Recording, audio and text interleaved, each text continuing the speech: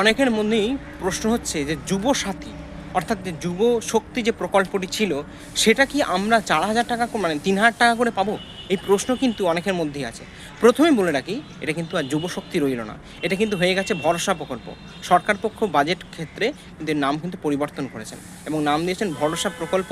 এই প্রকল্পে যারা এলিজিবল অর্থাৎ স্নাতকোত্তর পড়াশোনা করতে হবে, বয়স হতে হবে 18 থেকে 45 বছর এবং এটা শুরু হবে যতদূর সম্ভব অগাস্ট থেকে ফর্ম ফিল আপ শুরু হবে, অক্টোবর থেকে পাবেন। এবং এই ক্ষেত্রে আমাদের বলে রাখি, আপনারা যারা প্রশ্ন করছেন যে সবাই কি 3,000 টাকা পাবো, এই প্রশ্নের উত্তর কিন্তু আমরা বহু আগেই দিয়েছি এবং সরকার পক্ষ থেকে বহু ক্লিয়ারিটির মাধ্যমে দেওয়া হয়েছে। আপনারা সকলেই কিন্তু 3,000 টাকা কিন্তু পাবেন না।